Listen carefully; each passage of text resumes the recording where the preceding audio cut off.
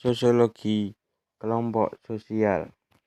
Kelompok sosial adalah kumpulan manusia yang memiliki kesadaran bersama akan keanggotaan dan saling berinteraksi.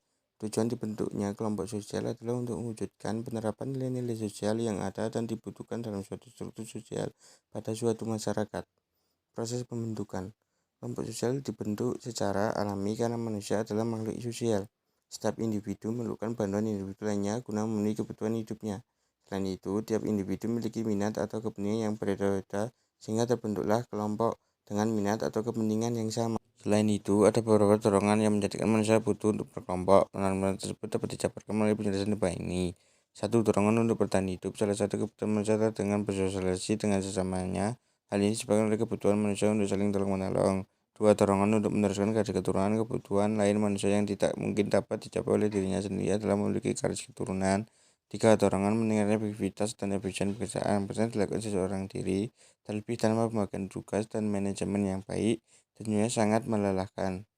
Kelompok sosial memiliki ciri-ciri yang membedakan dengan kelas sosial. Ciri-ciri tersebut yaitu adanya kesatuan yang nyata dan dapat dikenal dalam kumpulan manusia, adanya kesadaran pada diri masing-masing anggota terhadap perannya dalam kelompok, adanya perilaku saling mengaruhi antar kelompok secara timbal balik, adanya hubungan erat antara anggota untuk mencapai kepentingan bersama, adanya status sosial tertentu yang mengatur aturan dan perilaku para anggota kelompok. Berikut ini merupakan pendapat para ahli mengenai kelompok sosial. 1. Suarjono Sukanto, Profesor Sosiologi dari Universitas Indonesia, tersebut mendefinisikan kelompok sosial sebagai kesatuan-kesatuan timbunan manusia yang hidup berdampingan karena memiliki hubungan yang saling timbal balik dan saling mengaruhi satu sama lain.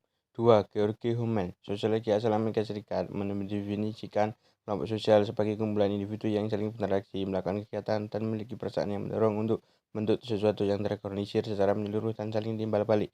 3. Paul B. Horton dan Chester L. Huhn, ketua sosial ini mendefinisikan kelompok sosial sebagai sekumpulan manusia yang sadar akan keanggotaannya sebagai makhluk sosial kemudian saling berinteraksi satu sama lain. Kelompok sosial berdasarkan ikatan anggota etnis. Ada satu suku merupakan kelompok sosial yang berkelompokannya didasarkan pada kemiripan dalam hal garis keturunan.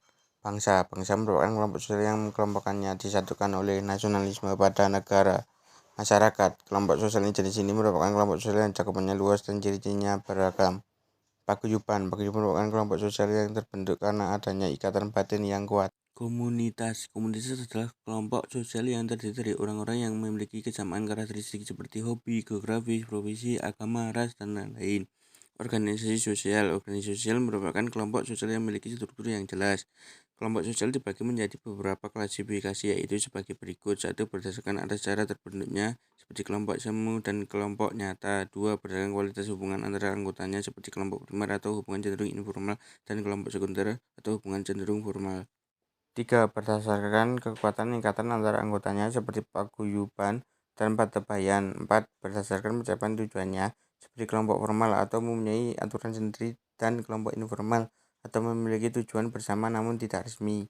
Dampak kelompok sosial yang berbeda dapat menimbulkan konflik sosial yang berdasarkan pada perbedaan ideologi. Para anggota dari suatu kelompok sosial akan mematuhi segala perintah di dalam kelompoknya, tetapi berusaha menyalingi bahkan mengalahkan kelompok lain yang berbeda paham pemikiran. Hal ini kemudian dapat menyebabkan terjadinya kelompok sosial antar kelompok dengan cara saling mengancam secara wajar dan tidak mempedulikan perundang-undangan yang berlaku.